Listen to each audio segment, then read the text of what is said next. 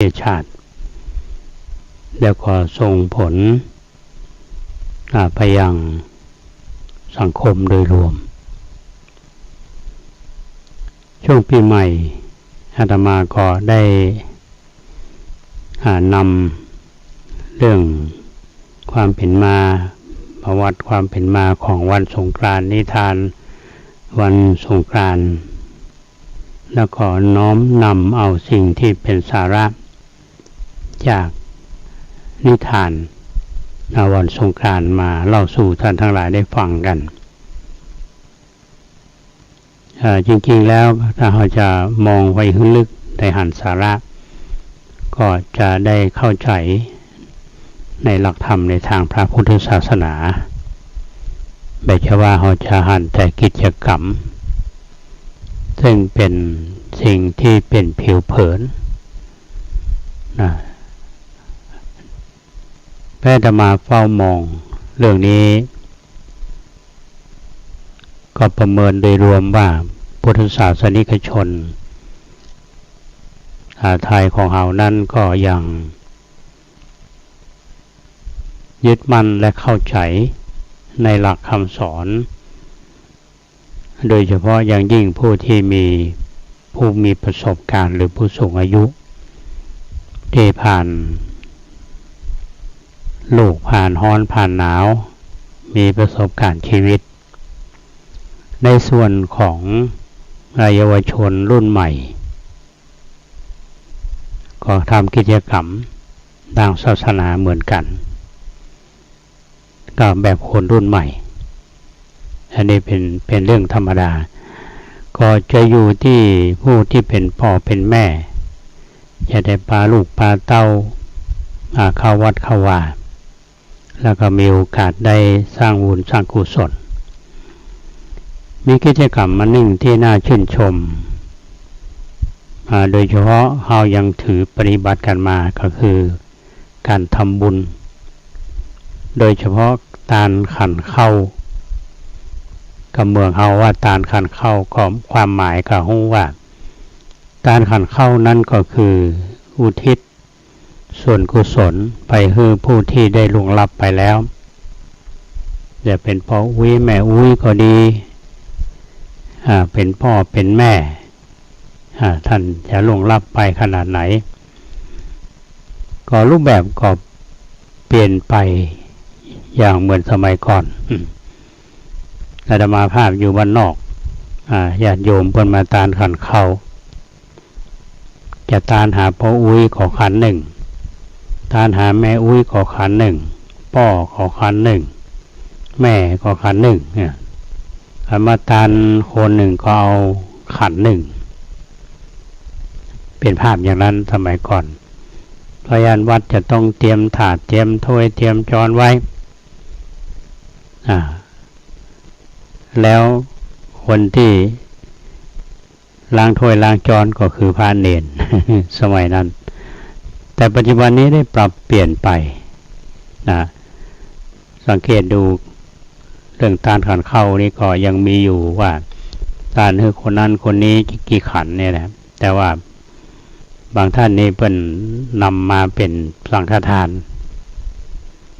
มีทั้งอาหารของหวานและของอื่นๆที่จำเป็นแล้วก็หยาดน้ำไม้ตาลก็เขียนชื่อมาโดยรวมอันนี้ก็มีความปรับเปลี่ยนไปตามความสมควรบางท่านขอนำปิ่นโตมาถวายใส่ดอกสวยดอกใส่ปัจจัยแล้วก็มีชื่อผู้เป็นเจ้าภาพแล้วก็อุทิศส่วนกุศลคือตาลไปให้ไผ่ขอระบุไปอันนี้ก็ยังมีกันอยู่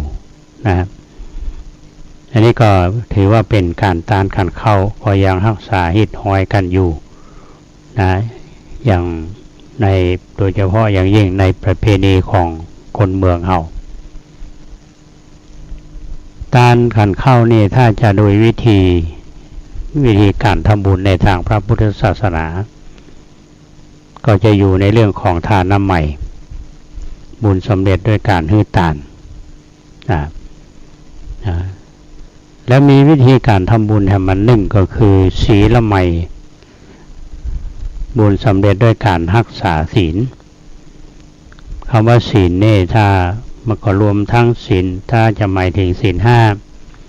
เป็นข้อห้ามของฆราวาสญาติโยมเฮาที่สมาทานศีลจริงๆแล้วเป็นหลักสากลเป็นหลักคำสอนในทางศาสนาที่จะทำให้สังคมของเฮานั้นอยู่กันด้วยความเข้าใจและสงบสุขโดยรวมคือบ่ฆ่าสัตว์บ่ลักทรัพย์บ่ประพฤติผิดในกามคือบ่ละเมิดสิทธิส่วนตัวบ่พูดเท็จแล้วก็บ่กินเหล้ายาด่าเมาสิ่งนี้ล้วนแล้วเป็นพิษลักในทางศาสนาแต่อาจจะมีคำถามว่าคนก็นับถือศาสนาเหรอหรือศาสนาพุทธเฮาก็อยู่กับประเทศไทยเฮามาดูน่าปัญหาสังคมทำไมมันหนักขึ้นทำไมยิ่งสังคมแย่ลงชุดลงก็บางคนอาจจะบอกว่าศาสนาไม่ได้ช่วยเหลืออย่างสังคมค่ะถูกกล่าวหาพระพุทธเจ้าก็สอนแต่ในพระภัยยังเอาไปปฏิบัตินะก็อาจจะโทษพุทธเจ้าก็อาจจะโทษพระศาสนาจริงๆแล้วทุกผู้ฟังประเด็นนี้ การรักษาศีลที่เคารพศีลกันเนี่ยถ้าว่าไปเขาก็ไม่จำเป็นต้องสมาทานศีลก็ได้ถ้ามีกิจตั้งใจที่จะทำตรงส่วนนี้อย่างเราพยายามศึกษาดูว่าในบ้านเฮาในประเทศเฮาเนี่ยหรือว่าประเทศอื่นๆที่สังคมเป็นสงบสุขหรือบ้านใดสงบสุขเนี่ยเพื่อนเขาบ่เบียดเบียนกันอยู่ด้วยความให้เกียรติซึ่งกันและกันอยู่ด้วยความเคารพปัญหาสังคมจะบ่เกิดขึ้นเพราะคนมีหลักคุณธรรมปฏิบัติตามธรรมเพราะฉะนั้นการที่รักษาศีลเนี่ยบ่จำเป็นต้องเป็นเบี้ยเป็นเงินอย่างเป็นเจตนาวิรัติในการงดเว้นก็เป็นเรื่องของจิตใจเนี่ยของศีลใหม่เรื่องของภาวนาใหม่ก็คือการอบรมด้านจิตใจ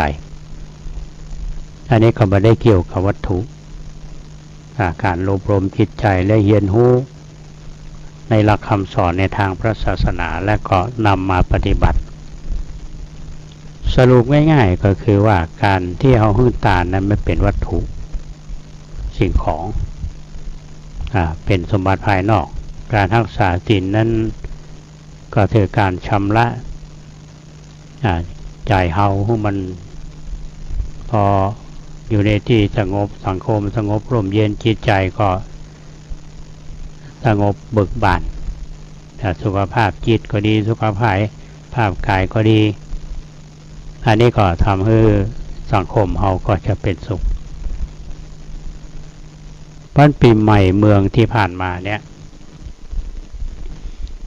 ถ้าเราจะประเมินกิจกรรมถ้ามองในเรื่องของกายภาพคนก็ยังทำบุญเนาะไปกินไปทานอยู่ตามวัดวาอารามต่างๆบ่ว่าจะเป็นบ้านนอกบ่ว่าจะเป็นในเวียงว่าจะเป็นอยู่ในส่วนของกรุงเทพเมืองหลวงคนก็ยังทำบุญกันอยู่วัดวาศาสนาก็ยังอยู่ตามใดที่เฮาในฐานะที่เป็นพุทธศาสนิกชนเนี่ยเฮาบ่ละวัดละวาตัวเจ้าพระสงฆ์เฮาก็ได้ทำหน้าที่ในการศึกษาเล่าเรียนหลักคำสอนของพระธรรมวินัยน้อมนำไปปฏิบัติแล้วก็เผยแผ่ก็ยังสังคมเพื่อสงบความร่มเย็นพุทธศาสนาเฮาก็จะอยู่กู้สังคมไทยของเฮาต่อไปอาตมามีความเชื่ออย่างนั้นในเดือนเมษาเป็นเดือนบุญเดือนกุศลนอกจากการทำบุญให้ทานรักษาศีลเจริญภาวนาแล้วเนี่ยท่านผู้ฟัง มีกิจกรรมให้มันหนึ่งกิจกรรมนี้ถือว่าเป็นกิจกรรมที่เด่นนะในความนึกคิดของอาตมาเนี่ยกิจกรรมการแสดงความเคารพนะความเคารพต่อผู้ใหญ่แล้วก็อยู่ร่วมกันเขาได้ยินทุกเจ้าเปื่อนฮือปอนอยู่ช่วงหนึ่งเนาะจะมีคำว่าพิวาทานาสีลิสะนิจจังวุฒาปจายิโนชัตตาโรธรรมาวัฏันติอายุวันโนสุขังพลังอภิวาทานาสีลิสะนิจจังวุฒาปจายิโนชัตตาโรธรรมาวัฏันติอายุวันโนสุขังพลัง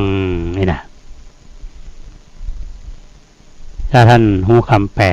เนาะเป็นแปลว่าทำทั้งสี่เนี่ยคือจัตตาโรธรรมาทำทั้งสี่มีอย่างพ้องมีอายุวันนะสุขะพละอายุก็มีอายุยืนยาววันนะผิวพรรณผ่องใสสุขังก็มีความสุขพลังก็คือมีพละกำลังจะเจริญจะได้เจริญก็คืออภิวาทานาสีลิสะนิจจังวุฒาปจายโนเจริญแก่ไผแก่ผู้มีปกติในการน้อมไว้หรือว่าแสดงความเคารพวุฒาปจายโนคือการแสดงความอ่อนน้อมถ่อมตนกับผู้ที่เจริญผู้สูงวัยคือผู้ใหญ่ให้ความหมายเพราะว่าละอ่อนจะได้ดีก็ต้องมีความเคารพต่อผู้ใหญ่ผู้ใต้บังคับบัญชาจะได้ดีได้ดีก็ต้องมีความเคารพอ่อนน้อมถ่อมตนต่อเจ้านายตามสายงานเพราะถ้าหากเรามีความเคารพในสายบังคับบัญชามีความเคารพมีความอ่อนน้อมถ่อมตนรู้จักว่าผู้ใหญ่ก็ทำตัวเป็นผู้ใหญ่ละอ่อนก็ทำตัวเป็นละอ่อนถ้าหากผู้ใหญ่ทำตัวเป็นละอ่อนเนี่ยพฤติกรรมบ่เป็นผู้ใหญ่บ่มีหลักแห่งคุณธรรมบ่มีพรหมวิหารธรรมทั้งสี่ละอ่อนก็บักเคารพผู้ใหญ่อันนี้ก็ขัดจากภาษิตนี้จะเจริญไหมจะมีอายุมันยืนยาวไหมบรรณะจะเจริญไหมจะมีความสุขหรือเปล่าก็คงบ่เป็นไปตามนั้นเพราะฉะนั้นเราดูตรงนี้ท่านผู้ฟังว่าในหลักคำสอนที่ในทางศาสนาเราเนี่ยเป็นยกย่องยิ่งในสังคมสงฆ์เนี่ยก็วัดหนึ่งมีสามเณรมีทุเจ้าหนุ่มทุเจ้าแก่เจ้าอาวาสการอยู่ร่วมกันทำกิจกรรมร่วมกันบางครั้งก็มีอย่างที่ล่วงเกินกันอย่างผู้ใหญ่อย่างเจ้าอาวาสบางทีก็มีลงโทษผู้ที่บัดกระทำตามหน้าที่มีบทลงโทษก็แน่นอนแบบเป็นที่ถูกใจของพระเนรเท่าใดพระเนรก็อาจจะมีพฤติกรรมที่บักให้เพิงใจตู้เจ้าหลวงเท่าใดอันนี้เปิ้นก็ถึงบอกว่าทางที่ดีอย่างเงี้ยจะใดคือสำรวจตัวเอง ทั้งผู้ใหญ่ก็หมายว่าทางพระผู้ใหญ่ก็ดีเจ้าวาดพระผู้น้อยก็ต้องสำรวจตัวเองเมื่อมีกิจกรรมกิจกรรมอย่างพระเฮานี้มีทรัพย์อันหนึ่งที่พี่น้องชาวบ้านอาจจะค่อยคุ้นหูเท่าไหร่ถ้าใช้คำว่าสามีจิกรรมไปทำสามีจิกรรมอย่างมันทำสามีจิกรรมถ้าหากบอกว่าไปสู่มาคารวะก็ปีใหม่เนี่ยก็จะมีคำว่าสะเก้าดำหัวพระมหาเถระหรือพระเถระครูบาอาจารย์ที่เรามีความเคารพนับถือว่าสิ่งที่ในบางครั้งเนี่ยอาจจะล่วงเกินด้านพฤติกรรมที่แสดงออกมาทางร่างกายเนี่ยแสดงฟุดฟัดอย่างต่างๆเนี่ยอันหมอเหมาะผสมบ่ม่วนอย่างวิธีลึงเถียงอย่างเงี้ยเลือกกึดบดีอย่างพอมาสำรวจตัวเองแล้วก็เพิ่งขอขมาก็เป็นว่าขอสู่มาคารวะอันนี้พระสงฆ์เพราะทางศาสนาเนี่ยเพิ่นถือว่าสิ่งที่ได้ล่วงเกินการด้านกายกรรมก็ดีวจีกรรมด้านคำก็ดีด้านจิตใจก็ดีบางครั้งก็มีเจตนาบางครั้งก็บ่มีเจตนาก็ล่วงเกินก็ขออโหสิกรรมโดยน้ำข้าวเม่นส้มปล่อยดอกไม้ธูปเทียนมาขอขมาแล้วตุเจ้าก็ต้องขอ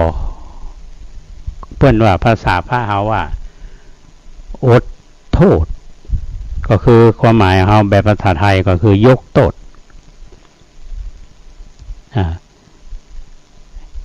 อย่างพระเถระที่ไปเนี่ยอย่างวัดต่างๆอย่างในวัดแล้วก็ระดับตำบลระดับอำเภอระดับจังหวัดอย่างวัดป่าแดงเนี่ยอาตมาเป็นเจ้าคณะตำบลวัดในเขตปกครองเนี่ยท่านก็จะมาสู่มาคารวะดำหัวปีใหม่ปีนี้วัดศรีโสดามากันเป็นร้อยเน้นน้อยบวชภาคฤดูร้อนมีพระอาจารย์นำมาวัดพระธาตุเจ้าฤาษีสุเทพแต่วัดอื่นๆมันก็มากันแม้แต่วัดที่ใบใหญ่ดูเขตปกครองอาตมาแต่มีความฮักมีความเคารพนับถือซึ่งการได้การในเพื่อนก่อนนำพระเนนมาขอสุมาคารวะดำหัวปีใหม่คือผู้ที่มานี้เพื่อนจะมีกรรมกล่าวขอขมาก็ยังเป็นระดับพระเถระเนี่ยก็เพิ่นขึ้นต้นว่าคำว่าเถเรปมาเทนะทวารัตเยนะกตังสัพพังอปราทังคามะทุโนพันเตคือขอขมาพระเถระที่ได้ล่วงเกินด้านการได้กายกรรมวจีกรรมได้ขอขมาอดโทษแล้วก็ตัวเจ้าที่เพื่อนฮับเพิ่นก็บอกว่าถ้ามากันหลายตนอาหังขมามิตุมเหหิปิเมขมิตพังก็หมายความว่าข้าพเจ้าเนี่ยขอขมาแม้แต่ท่านทั้งหลายเนี่ยก็ขอควรที่จะให้อภัยจะแปลเป็นภาษาไทยหมายความว่าก็ขอขมาเหมือนกันแล้วจึงมีคำว่าที่เป็นได้ยัยในสองเบื้องเฟื่องฝ่ายเนี่ยได้ให้อภัยกันอดโทษหมายความว่าที่เคยโขดกัน ก็ต่อไปเขาก็มาโคตรละเขาก็มาฮักกันเนี่ยอันนี้คือการสู่มาคารวะแล้วก็จะได้มีโอกาสได้รู้จักมรรคคุณอย่างพระเนนแต่ละวัดมาเนี่ยก็หนึ่งได้หันบริเวณวัดวัดนั้นแต่ละวัดมีเป็นจะได้รู้จักกันในเขตปกครองอย่างในระดับสูงขึ้นไปเนี่ยในฝ่ายของทุกเจ้าเฮาท่านผู้ฟังเมื่อวันที่20 เมษายนที่ผ่านมาเนี่ยคณะสงฆ์จังหวัดเชียงใหม่เพิ่นได้จัดทำสามีจิกรรมหรือว่าการสู่มาคารวะที่วัดประสิงห์แล้วเพิ่นก็นิมนต์พระมหาเถระที่มีอายุพรรษาสูงนะหมายความว่า80ปีไปแล้วเพิ่นก็นิมนต์มาพร้อมกันแล้วก็เจ้าคณะจังหวัดหรือเจ้าคณะอำเภอก็จะเป็นตัวแทนพระสังฆาธิการนำขอขมาต่อพระมหาเถระทั้งหลายซึ่งพันแล้วเป็นภาพแห่งความงดงามจะมีในส่วนของในทางพระศาสนาเฮาโดยเฉพาะจังหวัดเชียงใหม่ได้รับความชื่นชมจากเจ้าคณะปกครองในส่วนกลางเป็นอย่างยิ่งกิจกรรมทำสามีจิกรรมหรือสู่มาคารวะทั้งในขณะเดียวกันเนี่ยวัฒนธรรมอันนี้มันซึมซับอยู่ในจิตใจของคนเหนือเฮาซึ่งใกล้ชิดพระศาสนาก็จะไปเชื่อมโยงกับกรรมบาลีภาษิตติเกที่ได้มาว่าอภิวาทนาสีลิสะนิจังบุทธาปจายโนจัตตารโอธรรมาวัฏันติอายุวโนสุขังพลังหมายความว่าทำทั้งสี่นั่นคือจะมีอายุมีวรรณะมีสุขามีพละนี่เจริญแก่คนที่มีปกติในการน้อมไหวและการอ่อนน้อมถ่อมตนแก่ผู้สูงวัยคือเป็นพระมหาเถระเมื่อเราทำอย่างนี้แล้วนี่เราจะหันได้ว่าพระที่บวชพรรษาอ่อนกว่าก็ต้องเคารพพระที่มีพรรษานักกว่านี่คือเคารพกันตามพระธรรมวินัยอันนี้เป็นสิ่งที่ทุกคนหันทุกคนได้มีส่วนในทำกิจกรรมอย่างนี้พระสงฆ์เฮาก็ทำเป็นแบบอย่าง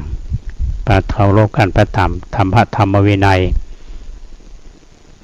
อย่างวันที่20ที่ผ่านมาในส่วนของคารวะในจังหวัดเชียงใหม่เฮาเนี่ยจะมีข่าวว่าเฮาดำหัวท่านผู้ว่าดำหัวในอำเภอดำหัวผู้ใหญ่บ้านดำหัวผู้ที่เคารพนับถือหรือว่ามีกิจกรรมดำหัวผู้สูงอายุเนี่ยคือเป็นสิ่งที่งดงามในสังคมไทยเฮาอย่างเมื่อวันที่26 เมษายนที่ผ่านมาเนี่ยที่คณะวิศวกรรมศาสตร์มหาวิทยาลัยเชียงใหม่ก็มีกิจกรรมเรียกว่าดำหัวผู้อาวุโสคณะวิศวกรรมศาสตร์ปี 2567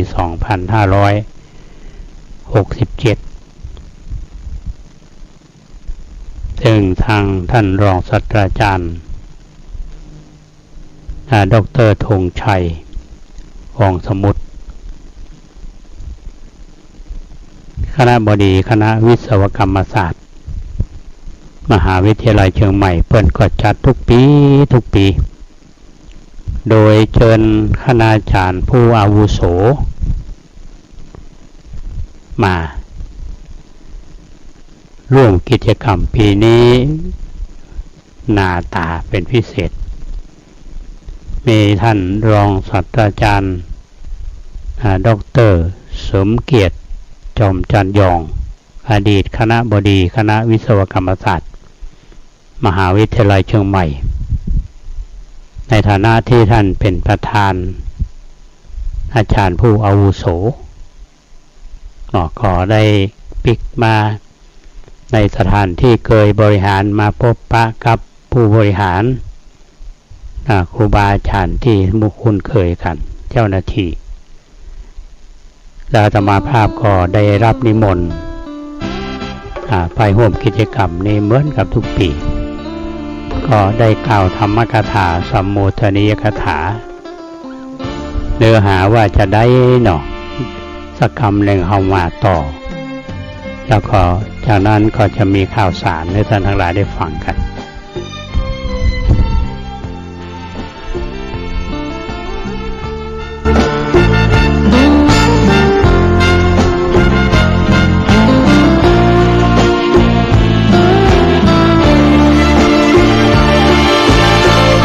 มารู้เรื่องเปรตกันหน่อยไหมทำบาปมากมายยามตายจึงกลายเป็นเปรตบาปลงทันและนั่นก็คือต้นเหตุใครกลายเป็นเปรตมันน่าสมเพชจริงนะไม่ชอบเป็นเปรตกันใช่ไหมก็จงตั้งใจละชั่วทำดีดังว่าอย่ามัวเพลินหลงเดินทางไม่สง่าชีวิตไร้ค่าเมื่อยามเวลาเป็นคนเปรตคือผู้ละโลกนี้แล้วคนตายไปแล้วมากมายมองมนสัตว์จำพวกหนึ่งเกิดในอบายเวียนวนฉันไม่หลุดพ้นหรือฉันเปรตวิสัยคนกลายเป็นเปรตสุดเป็นทุกข์จะนั่งจะลุกยามหิวขอกินไม่ได้ทนทรมานมีกินก็กินไม่ง่ายควรคิดครวญใครอย่าไปเป็นเปรตกันเลย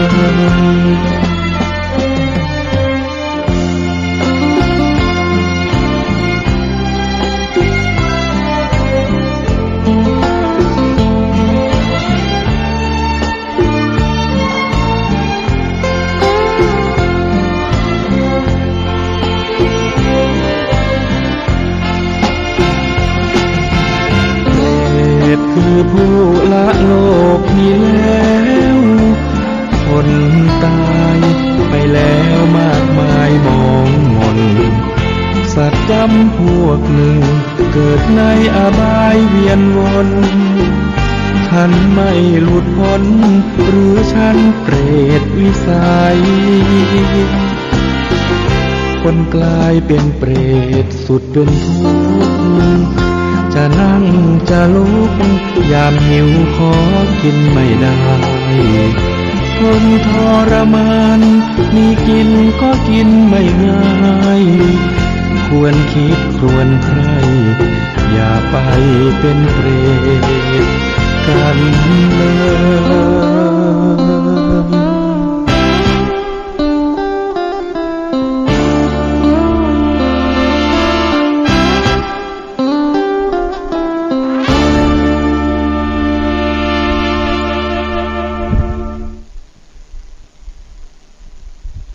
ปีนี้ได้ทำนิมนต์ไปเข้าร่วมกิจกรรมตำหัวผู้อาวุโสคณะวิศวกรรมศาสตร์มหาวิทยาลัยเชียงใหม่เหมือนกับกุปีอาตมาก็ยังประทับใจในความเป็นกัลยาณมิตรของผู้บริหารคณาจารย์ซึ่งให้หันความสำคัญเกี่ยวกับเรื่องของพระศาสนาโดยเฉพาะอย่างยิ่ง วัดป่าแดงเฮานั้นได้รับความเมตตาจากผู้บริหารมหาวิทยาลัยเชียงใหม่ตั้งแต่ท่านอธิการบดีสมัยนั้นจำได้ว่าเมื่อปี2551 52 เนาะซึ่งเป็นแนวคิดอันแรกที่อาตมาภาพได้รับน้อมน้ำจิตน้ำใจจากท่านรองศาสตราจารย์ดร.เสริมเกียรติจอมจันยองซึ่งท่านดำรงตำแหน่งเป็นคณบดีคณะวิศวกรรมศาสตร์จำได้ว่าท่านมาทอดพระป่าอาตมาก็ได้ปรารภกับท่านว่าวัดป่าแดงมหาวิหารเนี่ยเป็นวัดเก่าเป็นวัดสำคัญทางประวัติศาสตร์สร้างมาตั้งแต่สมัยของพระเจ้าติโลกราชและเคยเป็นพระอารามในสมัยของพระองค์ท่านก็เรียกว่าพุทธศาสนาเจริญเป็นวัดใหญ่เป็นพระอารามหลวงเป็นวัดประจำราชการของพระเจ้าติโลกราชอาตมาจึงได้เจริญพรเรียนปรึกษาท่านว่าเป็นไปได้ก็อยากจะให้ทางมหาวิทยาลัยเชียงใหม่ได้ทำวิจัยสักเรื่องหนึ่งเกี่ยวกับวัดป่าแดงในที่สุดนั้นทางคณะวิศวกรรมศาสตร์โดยมหาวิทยาลัยเชียงใหม่เพื่อนก็จัดทำโครงการอันหนึ่งที่ว่าโครงการศึกษาประวัติศาสตร์พระพุทธศาสนาพัฒนาและอนุรักษ์วัดป่าแดงมหาวิหารก็เรียกว่าเป็นงานวิจัยงานวิจัยนี้ก็ประกอบไปด้วยทีมวิจัยซึ่งเป็นนักวิชาการทางด้านประวัติศาสตร์ก็ท่านอาจารย์สมโชติอองสกุลแต่ก็เป็นหลักด้านสถาปัตยกรรมด้านวิจิตรศิลป์ในหลายท่านเป็นคณะทำงานในที่สุดนั้นงานวิจัยชิ้นนี้ก็สำเร็จออกมาเป็นแผนแม่บทในการพัฒนาวัดป่าแดงอันนั้นจุดเริ่มต้นมาจากท่านรองศาสตราจารย์ดร.สมเกียรติจอมจันยองพร้อมทีมงานวิจัยก็เป็นแนวในการพัฒนาวัดเฮาก็ผ่านมาหลายปีมีข้อจำกัดเรื่องทุนดำเนินการเนาะก็ทำเท่าที่จะทำได้แต่ที่ชื่นใจก็คือว่าทางคณะวิศวกรรมศาสตร์เนี่ยบ่เคยละทิ้งวัดป่าแดงอย่างท่านรองศาสตราจารย์ดร.นัทวรยศท่านคณบดีคณะวิศวกรรมศาสตร์ท่านก็ชักชวนเพื่อนฝูงที่เป็นครูบาอาจารย์ซึ่งก็มีความสนิทชิดเชื่อกันมาตั้งแต่เป็นนักเรียนก็มาร่วมในการกิจกรรมในการพัฒนาวัดแม้แต่การออกแบบบันไดนาคกำแพงแม้แต่การออกแบบห้องน้ำก็ดีอย่างก็ดีและปรับภูมิทัศน์ภายในวัดเนี่ยก็เป็นแนวในการที่จะพัฒนาวัดมาจากพื้นฐานในงานวิจัยแล้วก็ได้สนับสนุนอย่างแต่ละปีนั้นทางคณะก็จะมาเป็นประธานในการทอดกฐินระดมทุนหรือปีไหนมีเจ้าภาพอื่นทางคณะเพิ่นก็มาร่วมอันนี้ทำมาตลอดนะในยุคของท่านรองศาสตราจารย์ดร.นัทวรยศท่านก็เอาใจใส่ท่านคำหนึ่งว่า ผมเป็นขยมวัดประแดงบ่มีคณะบดีท่านใดที่กล่าวคำนี้ถ้าถึงเป็นคำที่เราฟังแล้วมันเป็นความรู้สึกที่ดีท่านก็คือความร่วมมือหลังจากที่ท่านครบวาระแล้วท่านรองศาสตราจารย์ดร.ธงชัยวงศ์สมุทรก็คณบดีท่านใหม่นี้ก็มาสืบสารงานพัฒนาต่อยอดเรื่องของบูรณะกำแพงเนาะบูรณะบันไดนาคซึ่งความคิดนี่มีมาตั้งแต่92ไปขอภาย63มันเกิดโควิดมาสะดุดมาแม้แต่ถึงวันนี้นะครับทางคณะวิศวกรรมศาสตร์เนี่ยก็เมื่อมีกิจกรรมใดๆเป็นขอนิมนต์อาตมาแล้วเมื่อปี 2566 ที่ผ่านมานี้จากการที่เราเคยสร้างศาลาพระเจ้าสามปางแก่นอาตมาก็มาเกิดว่าหลังจากที่เราบูรณะกำแพงทำกำแพงขึ้นมาใหม่ปรับภูมิทัศน์ก็น่าจะมีศาลาพระเจ้าทีโลกราชเพราะว่าเรานี่มีศูนย์การเรียนรู้ทีโลกราชก็มีการประชุมคณะกรรมการวัดก็ได้ทำหนังสือถึง2คณะคือคณะสถาปัตยกรรมศาสตร์และคณะวิศวกรรมศาสตร์ทำหนังสือไปพร้อมเดียวกันทางคณะสถาปัตยกรรมศาสตร์เนี่ยเป็นมีหนังสือมาก่อนได้ออกแบบเพิ่นก็มีกำกึศว่าน่าจะมี2โครงการแยกเป็น2โครงการโครงการในการใช้พื้นที่วัดพระแดงมหาวิหาร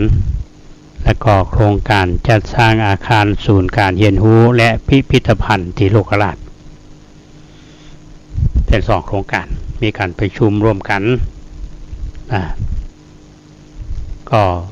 ล่วงเลยมาเข้าเวลา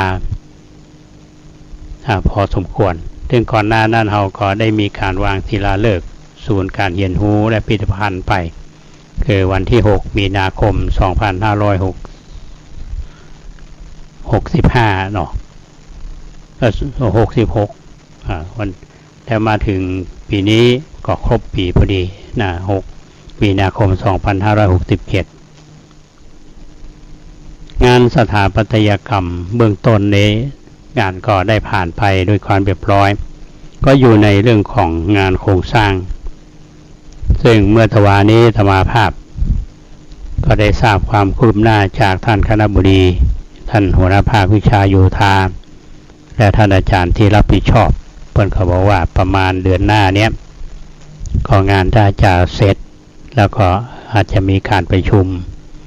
และดำเนินการได้อันนี้ก็ต้องขอบคุณที่ผ่านมาเมื่อตะวาอันนี้เป็นเรื่องกิจกรรมที่วัดทำสัมพันธ์กับคณะสถาปัตย์และคณะวิศวกรรมศาสตร์ซึ่งเมื่อตะวานี้ธรรมาภาพก็ได้กล่าวสัมโมทนียกถาก็คือชื่นชมกับกิจกรรมและก็ชื่นชมกับการแสดงออกของทางคณะที่ให้ความสำคัญกับอาจารย์อาวุโสผู้อาวุโสที่มีบทบาทสำคัญของคณะวิศวกรรมศาสตร์มาแล้วก็เชิญเพิ่นมาเนาะผู้บริหารชุดใหม่ก็ทำหน้าที่ดำหัวคือกำลังใจท่านเหล่านั้นแต่ก็จะได้รู้จักมรรคคุณสนิทชิดเชื้อทางเจ้าหน้าที่เพื่อนก็จะได้รู้จักกันก็เป็นการแสดงความกตัญญูกตเวทีต่อผู้ที่ได้มีบุญคุณโดยเฉพาะครูบาอาจารย์และเจ้าหน้าที่ก็จะได้ในฐานะที่เป็นผู้น้อยเนาะก็คงจะได้รับฟังโอวาทอย่างต่างๆข้อคิดอะไรอย่างต่างๆจากท่านอาจารย์เหล่านั้น แต่อาตมาภาพไม่ได้อยู่ร่วมเพราะต้องเดินทางต่อไปที่วัดพวงคำอำเภอลีจังหวัดลำพูนไปถวายมุทิตาจิตแก่ท่านพระครูวิจิตรปริยัติการด็อกเตอร์เจ้าวาดวัดพวงคำเจ้าคณะตำบลนาทรายเขตหนึ่งในโอกาสที่ท่านได้รับเลื่อนสมณศักดิ์เป็นเจ้าคณะตำบลชั้นโทจากชั้นโทเป็นชั้นเอกแล้วก็ฉลองปริญญาเอกเปิ่นไปงานเป็นเลิกละไปถวายมุทิตาจิตเพิ่นก็บอกว่าหลวงพ่อมาก็ดีใจเนาะพอธรรมาต้องตีรถจากเชียงใหม่ไปอันนี้ก็เป็นกัลยาณมิตรซึ่งกันและกันเมื่อตะว่าเพราะฉะนั้นที่เล่าเหล่านี้ท่านทั้งหลายฟัง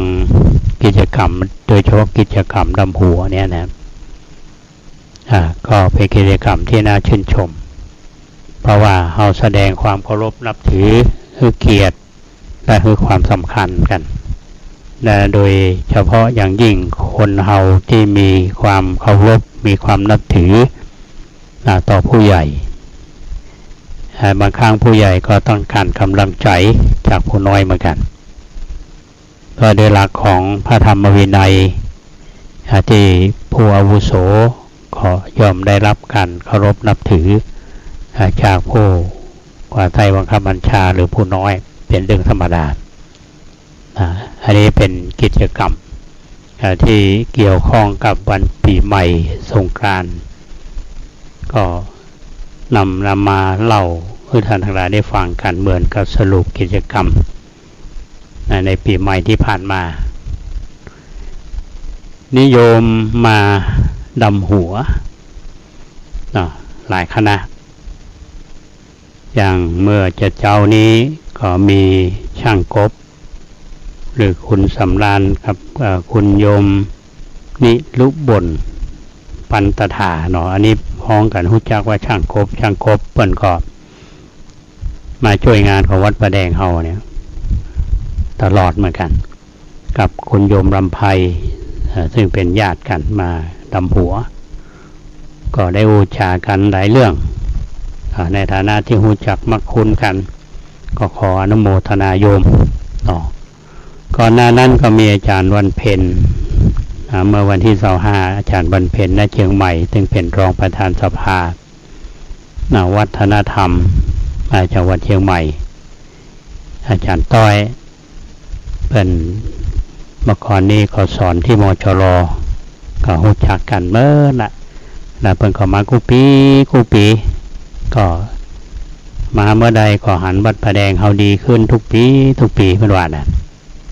อาตมาขอว่าที่ดีขึ้นนี่ก็เพราะญาติโยมมีน้ำใจสนับสนุนงานเหล่านี้ก็จึงเป็นไปดังที่ท่านทั้งหลายได้หันกันวันเมื่อตอนเช้าวันที่25 9 โมงปกำนันสุรเชษฐ์ตาคำมาได้นำผู้ใหญ่บ้านผู้ช่วยฝ่ายปกครองของตำบลสุเทพมาดำหัวก็ได้พูดจากันพอสมควรเพราะว่าได้ร่วมการร่วมงานกันมาในตำบลนี้การนี้ก็ได้รักษาประเพณีอันงดงามเอาไว้หลังจากนั้นก็ไปร่วมงานตำบลอายุ51 ปีถวายท่านพระมหาดวงรัตน์ทิตรัตโนเจ้าวาดวัดบุพารามเจ้าคณะอำเภออมก๋อยในฐานะที่วัดบุพารามเป็นสำนักที่อาตมาภาพได้เรียนสมัยพระครูมงคลศิรวงศ์หรือว่าพระเทพวิสุทธิคุณก็ถือว่าเป็นสำนักเรียนดั้งเดิมแล้วก็ถือว่าเอาเป็นศิษย์เก่าวัดบุพารามเข้าไปร่วมงานเขาเป็นที่เรียบร้อยช่วงที่มีญาติโยมมาดำหัวเนี่ยเป็นจะถามอันหนึ่งก็คืองานประจำปีงานประจำปีวัดพระแดงเนี่ยแต่เดิมเนี่ยอาตมาก็จะจัดอย่างวันที่1 พฤษภาคม พ่องวันที่16พฤษภาคมพ่องเนาะ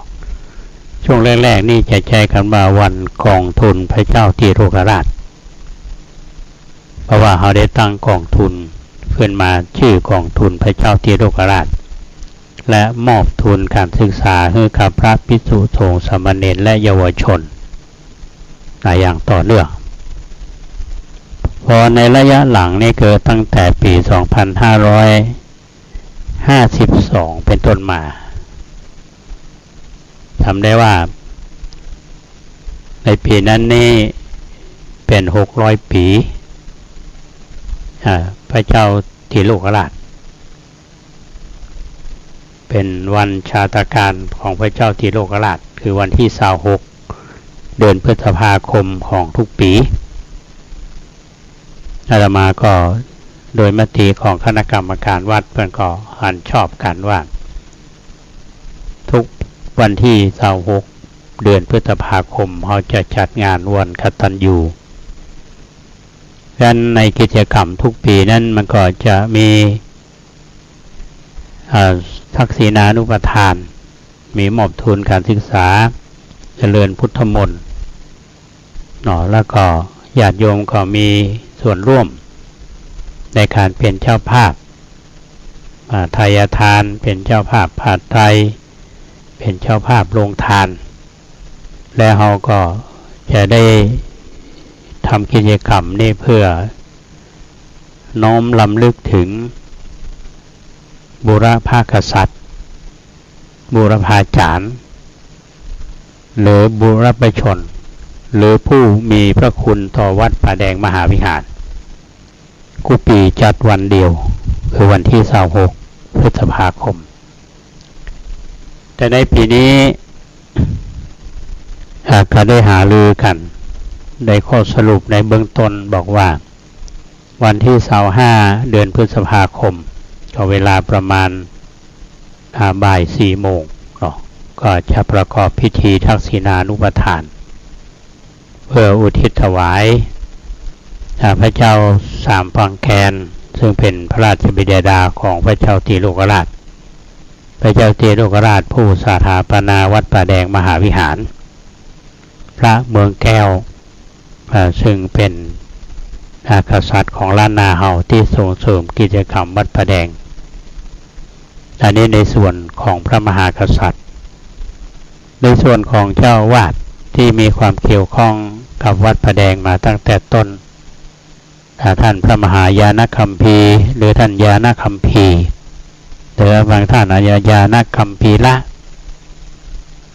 ถ้าศึกษาประวัติศาสตร์พุทธศาสนาล้านนาจะได้ทราบท่านมีบทบาทสำคัญอย่างยิ่งในการเผยแผ่พุทธศาสนาแล้วก็ยังมีท่านพระมหาสวามีโพธินันทะแล้วก็ท่านพระมหาเมธังกรในยุคนั้นที่เป็นประจำอยู่วัดป่าแดงเฮาต่อมาวัดป่าแดงเฮาก็ตกเชียงใหม่ตกเป็นขึ้นของพม่า200 กว่าปีวัดป่าแดงก็ชำรุดทรุดโทรมก็เกือบจะกลายเป็นวัดล้างละก็มีพระมาต่ออยู่อย่างท่านครูบาอ่องหรือว่าท่านพระอธิการอินแก้วอรินโทก็เป็นเจ้าวาดในช่วงที่ครูบาเจ้าศรีวิจัยท่านได้ธรรมยาตราจากวัดบ้านปางผ่านมาวัดต่างๆในลำพูนเชียงใหม่ผ่านวัดป่าแดงเฮาเพื่อที่จะไปก่อสร้างวัดพระเจ้าตนหลวงที่พะเยาครูบาเจ้าศรีวิจัยเป็นก็มาพักที่วัดป่าแดงเฮาก็ 4-5 คืนมาบูรณะหอไตรมาบูรณะวัดป่าแดงเราก็นึกถึงบุญคุณเพิ่นเราขอทำบุญอุทิศเพิ่นถวายครูบาเจ้าศรีวิจัยตัวแล้วก็ถวายท่านพระครูวิมลบรเวทหรือตุลุงบุญมีเจ้าวาดวัดท่าสะต่อยซึ่งอาตมาภาพอาศัยใบบุญท่านตั้งแต่อยู่วัดท่าสะต่อยมาขออย่างรำลึกถึงเขาขอทำบุญอุทิศส่วนกุศลเพื่อน แล้วญาติโยมที่ได้อุปถากอุปถัมภ์วัดประแดงเฮาที่ได้ล่วงลับไปทีนี้อาตมาก็บอกศรัทธาว่าเอารูปพ่อแม่ก็ดีเนาะที่มีอยู่ที่บ้านเนี่ยเอาขึ้นมาที่วัดเฮามาร่วมกันทั้งศีนานุปทานอุทิศถึงท่านเหล่านั้นโดยนำมาก่อนวันที่25เนาะเพราะวันที่25ตอนบ่ายนี่เราก็จะประกอบพิธีทั้งศีนานุปทานแล้วก็ถวายผ้าบังสุกุลแก่พระสงฆ์ที่ได้อาราธนามาอันนี้ก็เป็นวันหนึ่งส่วนวันที่26เดือนพฤษภาคม2567นั้นช่วงเช้าก็ประมาณสัก9 โมงก็จะมีพิธีโดยจะเริ่มประกอบพิธีทางสงฆ์มีขั้นตอนโดยอาราธนาพระมหาเถระมาเจริญพุทธมนต์สืบชะตา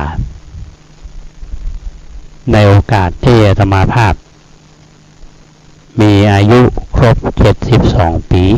โดยเขาจึงว่า6 รอบ12 6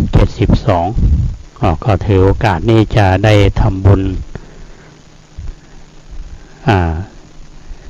อายุ6 รอบประกอบกับทางมหาวิทยาลัยมหาจุฬาลงกรณราชวิทยาลัยเป็นได้มอบดุษฎีบัณฑิตปริญญาพุทธศาสตร์ดุษฎีบัณฑิตกิตติมศักดิ์คณะครุศาสตร์สาขาพุทธบริหารการศึกษาเพื่อธรรมภาพจึงได้เข้าไปรับที่มหาจุฬาลงกรณราชวิทยาลัยที่อำเภอวังน้อยจังหวัดอยุธยาโดยสมเด็จพระอริยวงศาคตญาณสมเด็จพระสังฆราชเป็นผู้ประธานคือในฐานะที่ธรรมภาพเคยเป็นผู้บริหารของมหาวิทยาลัยมหาจุฬาลงกรณราชวิทยาลัยวิทยาเขตเชียงใหม่ก็ทำงานมาครบ25 ปีก็ถือว่าเป็นเกียรติแก่ตัวอาตมาเป็นเกียรติแก่วงตระกูลเป็นเกียรติแก่วัดประแดงเฮาเป็นเกียรติแก่คณะศรัทธาวัดประแดงเป็นเกียรติแก่คณะสงฆ์อำเภอเมืองคณะสงฆ์จังหวัดเชียงใหม่ญาติโยมคณะศรัทธาศิษยานุศิษย์ก็ว่าควรจะมีการทำบุญเพื่อที่จะเกิดบุญเกิดกุศลซึ่งก่อนหน้านั้น หลังจากที่อาตมาภาพรับจากกรุงเทพเมื่อวันที่10 ธันวาคมก็ได้ไปจัดพิธีต้อนรับที่บ้านเกิดเมื่อวันที่20 ธันวาคม 2566ถึงทางครูบาอาจารย์ท่านเจ้าคณะอำเภอลีคณะสงฆ์อำเภอลีทางเทศบาลตำบลลีคณะลูกหลานคณะศรัทธาเพิ่นก็ดีใจเหมือนการแสดงมุทิตาจิตอาตมาก็เลยจะล่าไปหน่อยเขาจะมาจัดเดือนพฤษภาดังนั้นการทำบุญในครั้งนี้ก็ถือว่า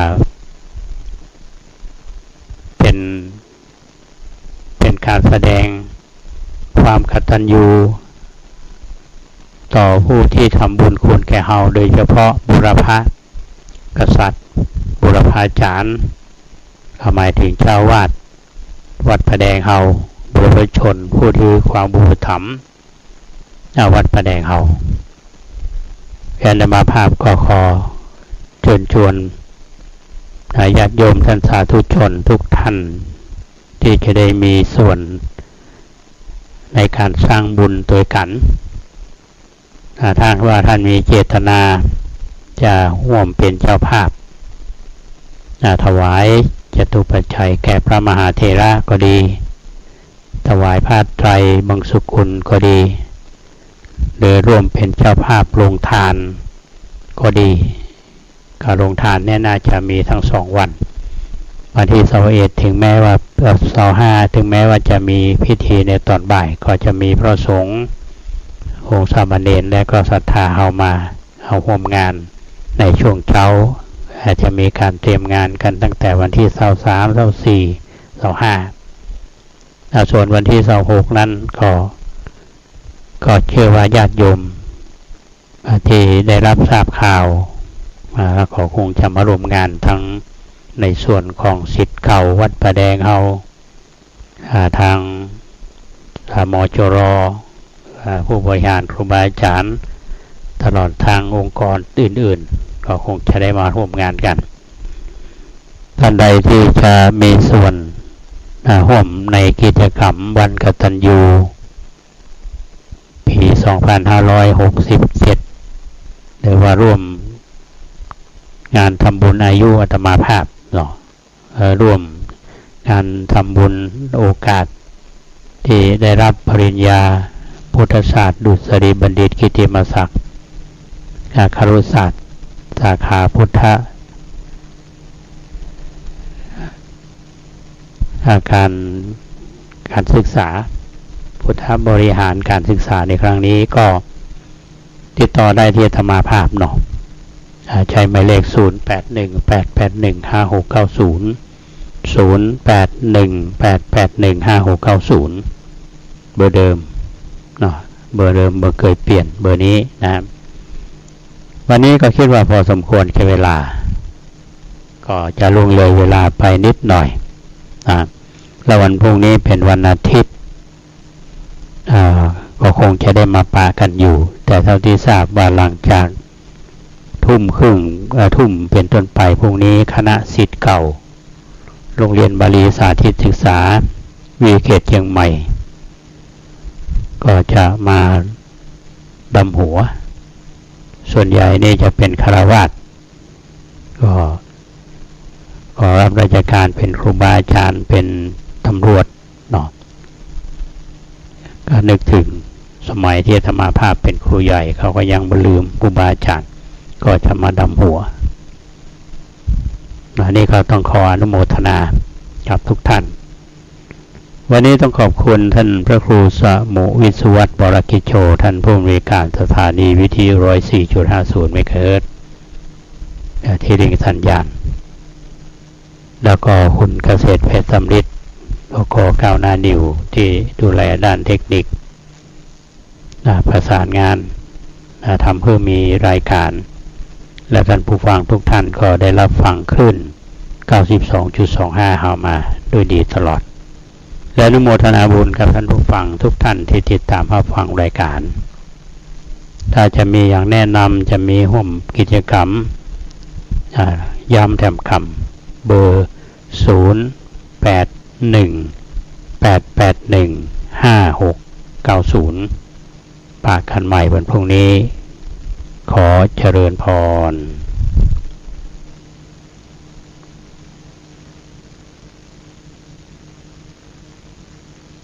และส่งออกทุเรียนคุณภาพ จันทบุรีถือเป็นหัวมังกร